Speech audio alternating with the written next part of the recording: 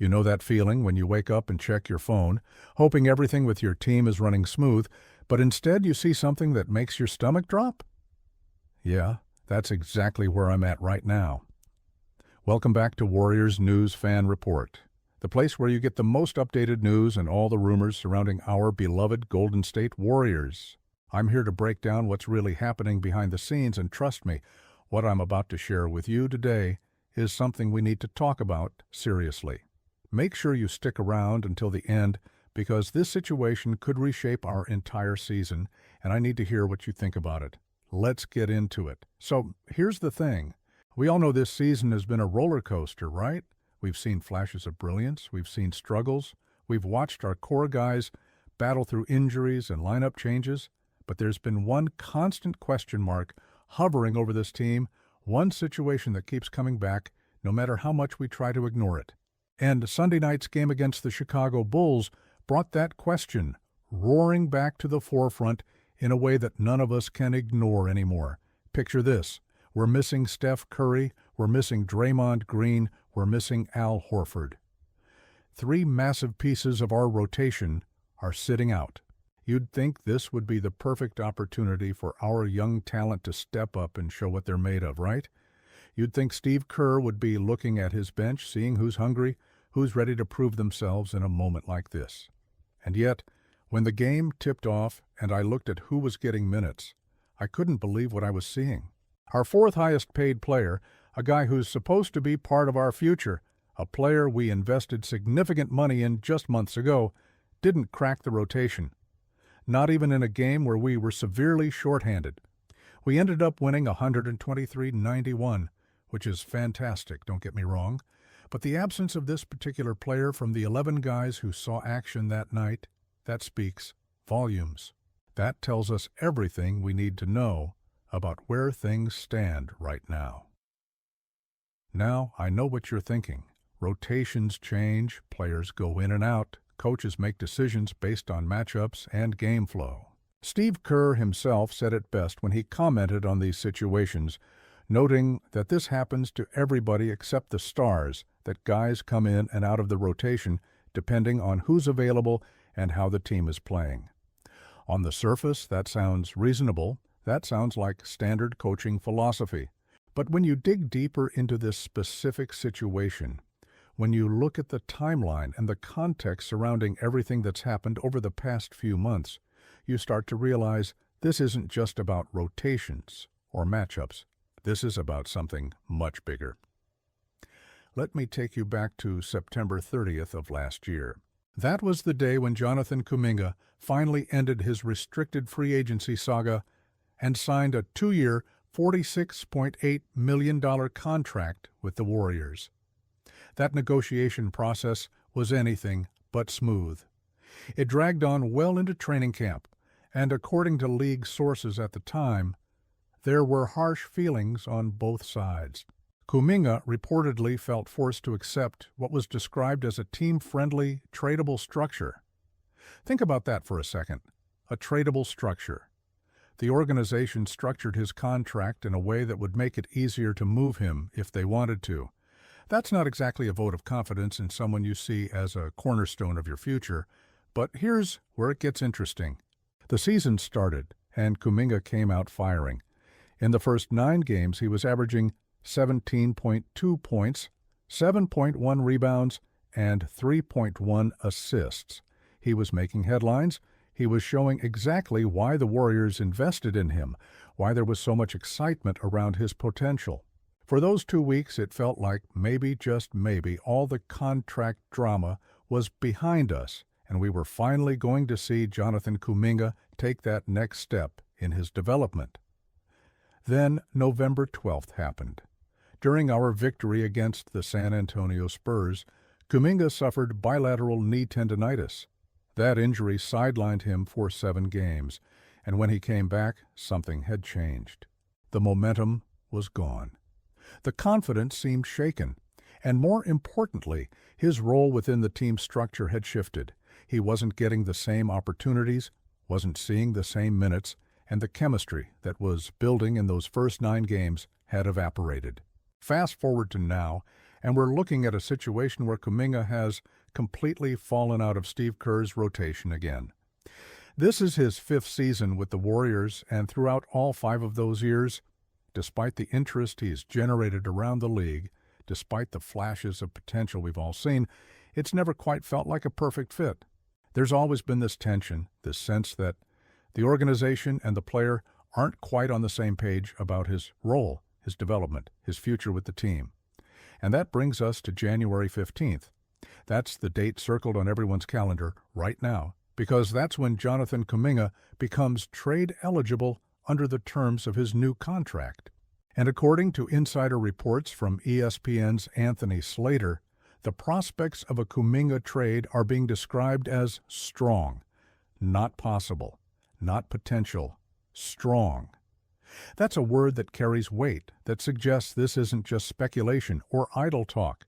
This is something real, something that the organization is actively considering as we approach that deadline. Now here's where things get really interesting, and this is the part I need you to pay close attention to because it directly involves another team in our division, a team that's been building something special over the past few years.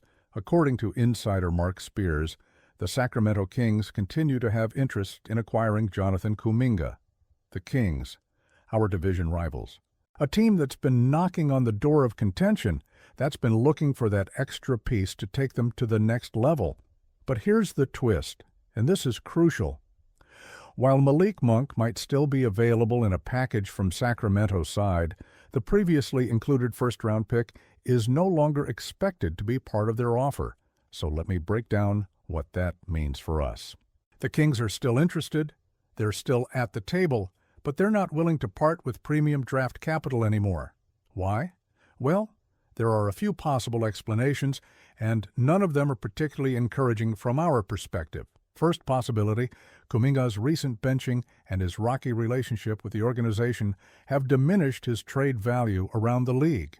Teams that were initially willing to pay a premium are now seeing the same red flags we're seeing, the same questions about fit and consistency and whether he can be a reliable contributor night in and night out. Second possibility, the Kings have done their homework and realize they have leverage in this situation.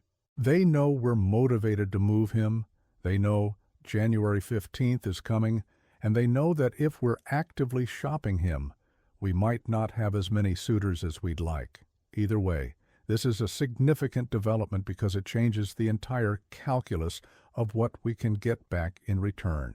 Warriors fans, myself included, have been hoping that if we were going to move Kuminga, it would be as part of a package to land a bigger fish, a star-level player who could help us compete for another championship while Steph is still in his prime. But if his trade value has shrunk to the point where we're not even getting a first-round pick back from Sacramento, what does that mean for our options? His trade value alone isn't enough to entice someone like Andrew Wiggins back to the Bay, and Kuminga can only be viewed as a minor sweetener in any potential package for a superstar like Giannis Antetokounmpo, if those discussions ever materialize. So we're stuck in this middle ground where he's too valuable to just give away, but not valuable enough to be the centerpiece of a deal that significantly moves the needle for our championship aspirations. This is the reality we're facing right now. Jonathan Kuminga, a player who showed so much promise in those first 9 games of the season, who has all the physical tools and athletic ability you could ask for, is now in a situation where both he and the organization seem ready to move on. The question isn't really if anymore, it's when, and more importantly, what we can get back in return. From a strategic standpoint, I understand why the front office might be exploring this. Kuminga is 23 years old. He's in that phase where he needs consistent minutes and a clear role to continue his development. We're a team trying to maximize our championship window with Steph Curry, and we can't afford to have $46.8 million tied up in a player who isn't consistently contributing. The fit has never been ideal, and sometimes the best move for both parties is to acknowledge that and find a better situation for everyone involved. But here's what concerns me, and I want to be completely honest with you about this. If we move Kuminga to Sacramento for a package centered around Malik Monk without a first-round pick, are we actually getting better? Monk is a solid player, don't get me wrong. He's a scoring guard who can provide instant offense off the bench. He's got experience. He's been productive for the Kings. But is that really moving the needle for us?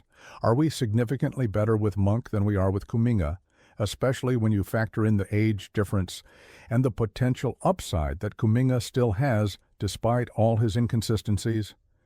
These are the questions that keep me up at night as a Warriors fan. We're in this delicate position where we need to balance competing now with building for whatever comes next.